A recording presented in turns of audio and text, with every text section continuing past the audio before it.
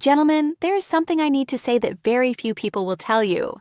Honestly, the way you move during intimacy, the rhythm you choose, the pace you keep, the pressure you apply, can make the difference between your partner feeling deeply connected and fulfilled, or quietly waiting for it to be over.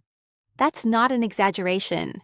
It's a reality I've heard time and again from women in real clinical conversations. Behind closed doors, they're open about what feels incredible and what feels disconnected. After over a decade of working with couples, I've learned one clear truth. Most men aren't lacking passion, they're simply misinformed. They've been taught the wrong things by media, by culture, by silence. They're often doing what they think is right without realizing it's not what her body actually needs to reach satisfaction. I'm Dr. Olivia Harper, a men's health and intimacy specialist, and in today's session, we're going to talk about 5 powerful techniques that women genuinely want, yet rarely feel comfortable asking for. These aren't gimmicks or quick tricks. They're rooted in anatomy, neuroscience, and years of real feedback from real women. By the end of this, you'll know how to move in a way that connects, not just physically, but emotionally. You'll learn when to slow down, when to build intensity, and how to read your partner's body so naturally that words become unnecessary. And when you do, you'll notice everything shift: her responsiveness, her eagerness, her energy. And you'll feel something too: real confidence, the kind that comes from connection, not control. But before we dive into the 5 specific techniques, you need a foundation, an understanding of what's actually happening inside her body. Because if you skip this part, nothing else will work the way it should. Most men approach intimacy like it's an athletic act, a matter of strength and endurance. They focus on thrusting, pressure, and speed. But female arousal isn't mechanical. It's physiological and deeply neurological. It relies on blood flow, nerve activation, and emotional safety, 3 elements that build gradually, not instantly. Here's what most men don't realize. The vagina itself doesn't have the highest concentration of nerve endings. In fact, it's less sensitive deeper inside. The areas that create the most intense pleasure are closer to the surface, the first few inches near the opening, and especially around the clitoris. And the clitoris, despite what most people think, isn't just a small external point. It's a vast network that extends internally on both sides of the vaginal canal, wrapping around to form a structure of nerve-rich tissue designed for pleasure. When you understand that, you stop chasing depth and start focusing on connection, friction, and rhythm. So let's start with the first essential technique: spacing, starting slow. When you first enter your partner, don't rush. That initial moment is when her body is assessing safety, warmth, and comfort. Every nerve in her body is awakening, adjusting to pressure and presence. Going slow gives her time to relax her pelvic muscles, to feel your rhythm, and to let her nervous system sync with yours. This slower pace has a biological advantage too. It allows her body to increase blood flow naturally to the pelvic region, enhancing lubrication and nerve sensitivity. If you rush, you override that process. The result? Less pleasure for her and less connection for both of you. Think of starting slow as tuning an instrument before the music begins. You're building tension, awareness, and excitement. You're giving her body a reason to trust you enough to fully let go later. When you use gentle, shallow movements early on, you're activating the nerve endings near the entrance, the most responsive part of the vaginal canal. These are the signals that tell her brain, "This feels good, stay with it." Once those signals strengthen, her body starts creating its own rhythm with yours. Now, once you've established that steady, slow rhythm and you can feel her responding, her breathing deepens, her hips begin to move, her sounds grow more natural, that's when you move to the second technique: teasing. Teasing isn't about withholding. It's about creating anticipation, building waves of pleasure instead of a straight line to the end. When stimulation stays constant, the body begins to adapt. This is called sensory adaptation. Her nerve endings start to dull slightly because the brain filters out repetitive input. It's a protective mechanism. But when you introduce variation, when you slow down just as things build, or change depth just as she's getting into the rhythm, you reset that process. Her brain perks up again. Her body starts craving the next wave. And when you give it back, the sensation feels even stronger. Teasing works best when done in the middle phase of arousal, not right at the peak. This is when her dopamine levels are climbing, and a little unpredictability keeps the pleasure centers firing at full intensity.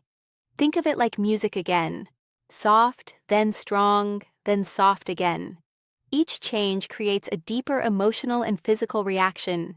She feels you guiding her through an experience, not just performing a routine. When done right, teasing keeps her engaged, heightens her sensitivity, and makes every return to rhythm feel brand new. It's not about control. It's about building connection through timing and awareness. The third technique is about variety. This one can completely change how she experiences you. Most men fall into a repetitive motion. Same angle, same speed, same depth. And while it might feel fine to you, her body eventually adapts. That's when sensations fade and excitement drops. Variety reawakens that response. Alternate between deep and shallow, fast and slow. Hold still for a moment. Change your angle slightly. Think of your movement as a language, and each change is a new word, a new sentence that keeps her attention and curiosity alive. On a neurological level, each variation activates slightly different sensory pathways. That means you're engaging more of her body's pleasure map instead of just one zone. You're giving her multiple layers of sensation, pressure, friction, stretch, all combining into one richer, more complete experience. Don't think of it as performance. Think of it as exploration, learning what makes her body respond most fully in that moment. The fourth technique is one that far too many men overlook: grinding. Most men rely on in and out motion because that's what they've seen or been told. But the truth is, the most sensitive parts of the female anatomy respond best to contact, pressure, and movement, not depth alone. Grinding means staying deep and moving your pelvis in small, circular, or rocking motions. This creates friction and pressure along the internal branches of the clitoral network, as well as contact with the external clitoris. It's full-spectrum stimulation that mimics what her body naturally craves. This technique works beautifully in close contact positions, like when your bodies are pressed together. It allows her to feel warmth, rhythm, and full body connection, not just motion. And here's the bonus. Grinding helps you last longer because it's less stimulating for you, giving you control while amplifying her pleasure. Many women describe this as the difference between being done to and being with. Grinding feels shared. It allows her to participate, to move with you, to find her rhythm too. And that's where true connection happens. The fifth and final technique, the one that transforms everything, is attention. Real attention means you're not lost in your own head or your own sensations.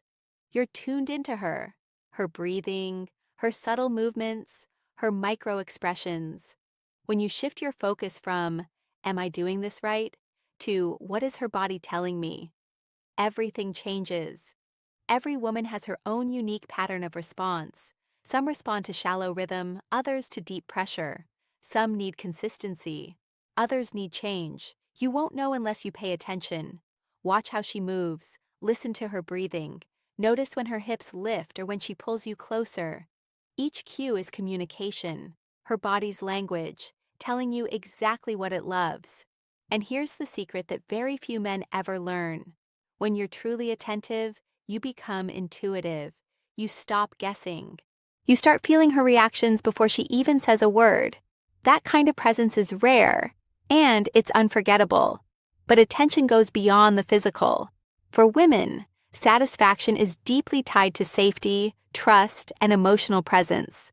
When she feels seen, when she knows you care about her pleasure as much as your own, her nervous system relaxes, her arousal deepens, and her connection with you expands.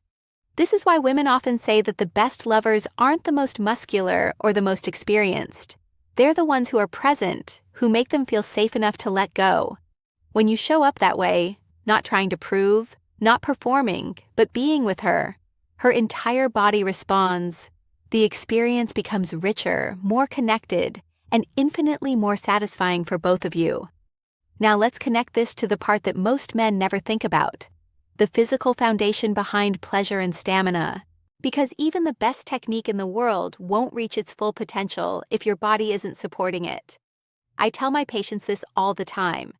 Your performance in the bedroom is a direct reflection of your overall circulation, hormonal balance, and energy levels. It's not just about what you do in the moment. It's about how your body functions every hour of the day. Let's start with blood flow. Erections are purely vascular events.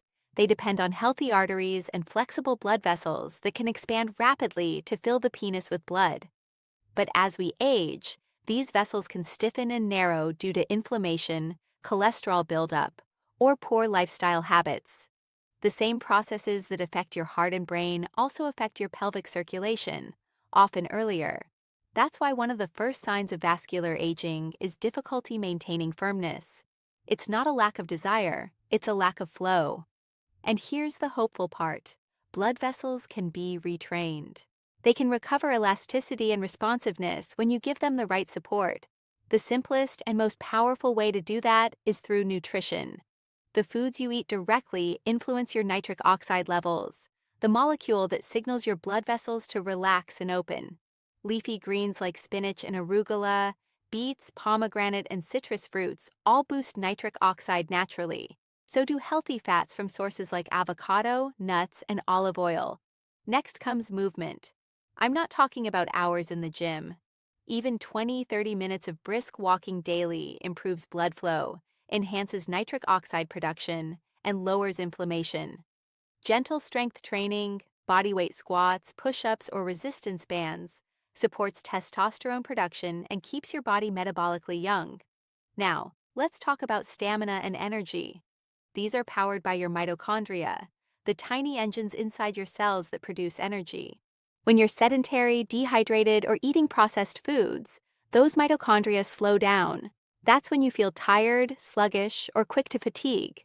But when you fuel them with nutrients and oxygen through good circulation, you regain that steady energy that allows you to last, to stay present, and to enjoy. Hormone balance is another key pillar. Testosterone isn't just about libido. It's about mood, confidence, and muscle tone. After 40, testosterone gradually declines, but that decline can be slowed, even reversed naturally through diet, rest, and resistance exercise. Zinc, magnesium, vitamin D, and healthy fats are crucial for this process. And yes, sleep is one of the most powerful testosterone boosters you have. Most of your testosterone is produced during deep sleep. If you're staying up late, scrolling on your phone, or waking often through the night, you're cutting your hormonal strength in half. Aim for 7 to 8 hours of quality rest. Your energy, your focus, and even your erections will reflect it. When your circulation is strong, your hormones balanced, and your energy stable, every technique you use in intimacy becomes more effective. You last longer. You feel more confident. Your connection deepens because your body is working with you, not against you. Now, let's tie this back to something that too many men overlook: mindset and presence. True sexual connection doesn't come from trying to perform. It comes from trying to connect. When you treat intimacy as a shared experience instead of a performance test, the pressure dissolves. You stop counting how long you last or worrying about whether you're doing everything right. Instead, you become curious, responsive, and emotionally open. Sex isn't a race to the finish line. It's a language, one built through rhythm, attention, and care. Every sigh, every breath, every shift in energy is a word in that language. When you listen to it, you start to speak fluently without even trying. Here's the truth that most men never hear. Women don't remember positions or duration. They remember how they felt. They remember the way you made them relax, the way you made them laugh, the way you looked at them like they were the only person in the world in that moment. That's what makes her want you again and again. Not technique alone, but presence combined with care. So, let's recap the roadmap. You can start practicing tonight. Start slow. Give her body time to respond and build trust. Tease, create anticipation, keep her senses alive. Vary your rhythm. Switch up tempo, depth, and angle to awaken new sensations. Grind. Focus on connection and pressure rather than just motion. Pay attention. Let her body teach you what it wants. Then, support those techniques with lifestyle fundamentals. Move daily, eat for blood flow, sleep deeply, and keep your stress in check. Because the stronger your body, the more energy and control you bring into intimacy. And finally, remember this. Great lovers aren't defined by what they do. They're defined by how they make their partner feel, safe, desired, and seen. So tonight, when you're with your partner, forget about perfection. Forget about proving anything. Just be there. Feel her responses. Let the rhythm guide you. Listen more than you act. Because when you move with awareness, when you care enough to slow down and notice, you give her something most men never will. A sense of being cherished. That's what she'll remember. That's what she'll crave. And that's what will make her choose you. Not just tonight, but every night.